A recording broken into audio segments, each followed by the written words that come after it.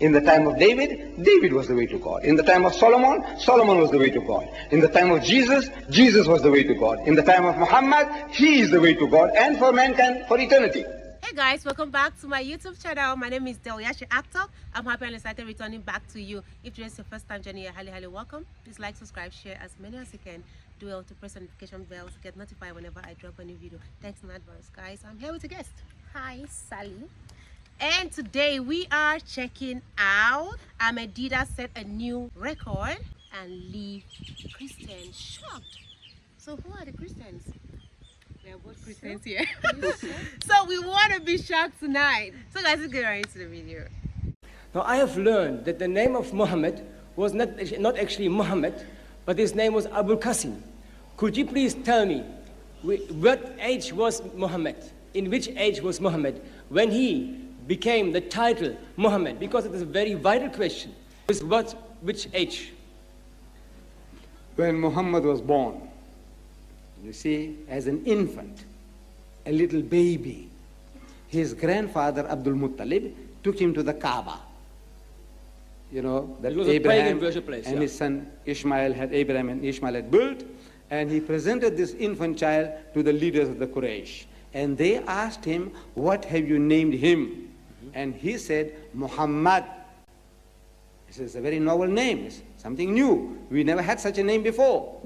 He says, I want my grandchild to be praised throughout the world, because Muhammad literally means the praised one. So from birth, the first name that was given to him was Muhammad. Now this expression, Abul Qasim, comes later in history. The Arabs have a system. You see, that if you are the father of a child called Qasim, so you are Abul Qasim, the father of Qasim. You are Abul Ibrahim, the father of Abraham. But you have your own name. So this is a respectful way of calling people by Abu Bakr. It's not his name, you see. But he said, now you are the father of Bakr. So this is Abul Qasim, means the father of Qasim. So I just want to read a bit more of Matthew, where Jesus speaks again about the 3 days.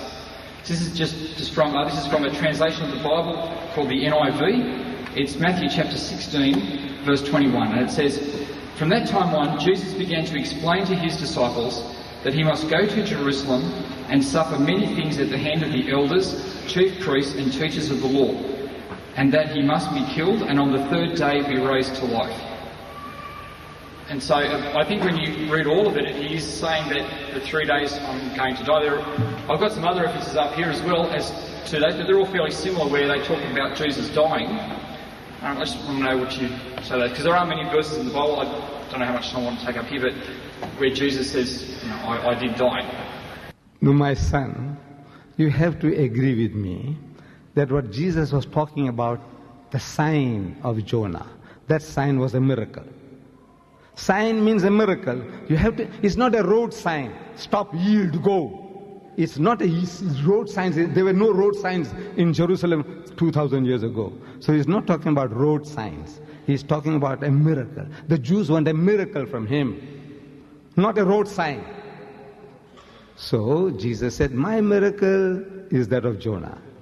And then what the miraculous thing about Jonah is that we expect him to die 3 times over, and he didn't die.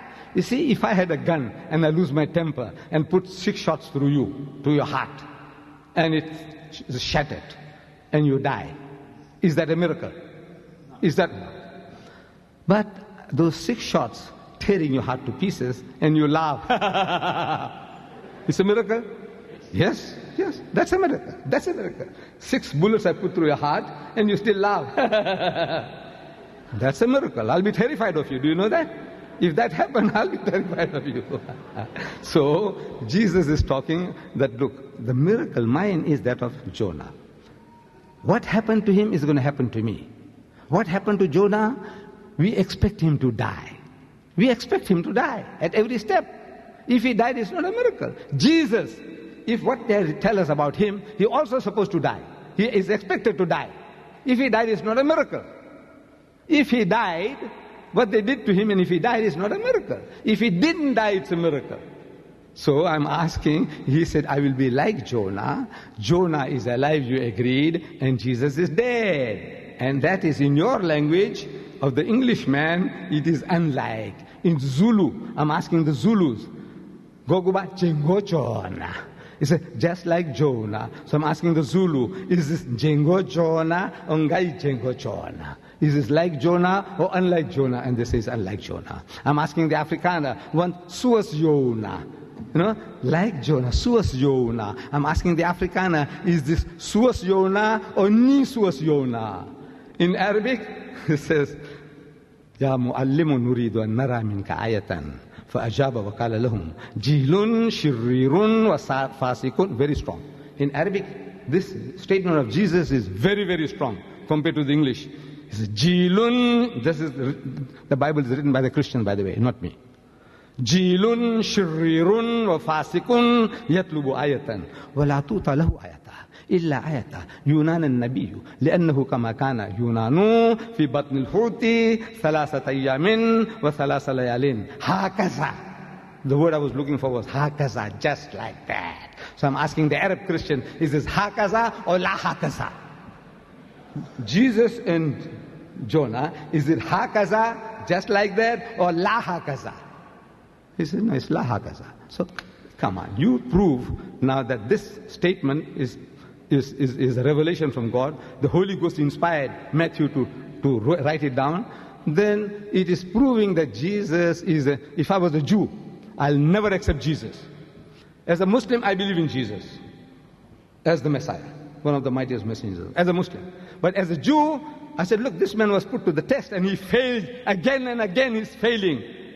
According to the test that he himself lays on himself, he is a failure, he is an imposter. And as an imposter, we killed him. I would have said that if I was a Jew. But as a Muslim, I say I believe that he was a true messenger of God, and you have misunderstood everything. You have misunderstood. Next questioner, please. Thank you, sir. May I have more than one question if I go back? Yes, yes. Thank you.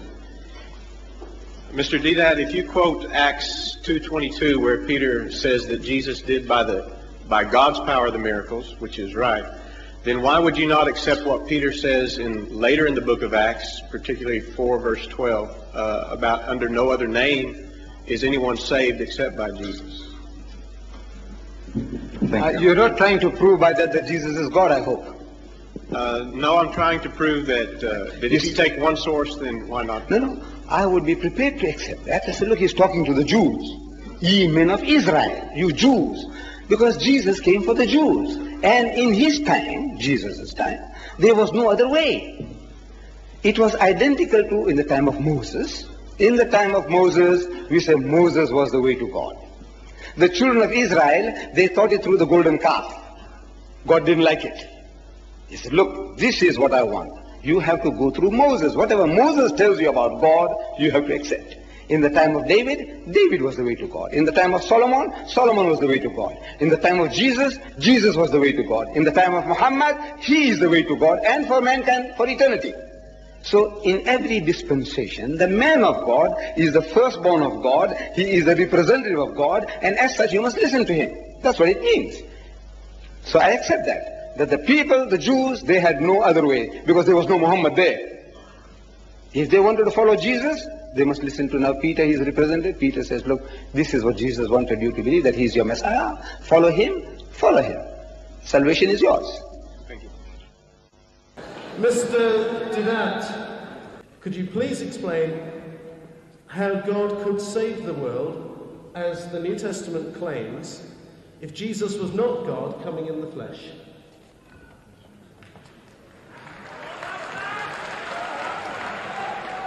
Let me first correct my brother Shorosh about Bismillahir Rahmanir Rahim.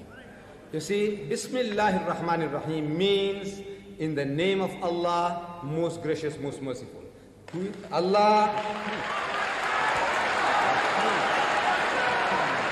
Allah who is most gracious, most merciful, and those God's 99 attributes. That is Allah. He is not 99 gods, he is not 3 in 1. Whereas the Christian formula is in the name of the Father, and the Son, and the Holy Ghost. Okay? 3.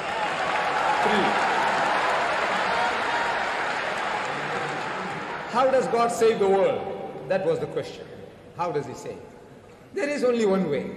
And the way is Believe in God and do good deeds.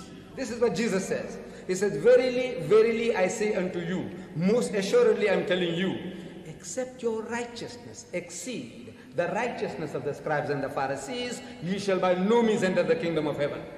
Unless you are better than the Jew, there is no heaven for you. That is the way of salvation. That was a nice time Yeah. for listening to questions and answers. It's interesting and amazing. Yeah. Like the first question, I never knew Muhammad has a name, Abu Qasim. And the questionnaire was asking the sheikh that Muhammad was initially called Abu Qasim, and at what age was he Muhammad? Oh, yeah. And then the sheikh now explained to him that Muhammad was actually called Abu Qasim because his father is Qasim and Abu means son, so he's the son of Qasim. That's Abu Qasim. So he Okay. refers to Muhammad as Qasim's son. That's Abu Qasim. That's what they call Muhammad. And then he said his name is Muhammad because from birth that was the name the father gave him, Muhammad, which means praise. It was a new name. Nobody knew the name. Like it was a totally new name. So really Muhammad was named Muhammad. His name is Muhammad right from birth. It's not just a question they asked. There was series of questions asked from different people. If we say something that that is uncalled for, we are all learning from a different religion. Guys, we've come to the end of our video. Please, if you've not subscribed to the channel, subscribe, share, and we love you. Bye bye.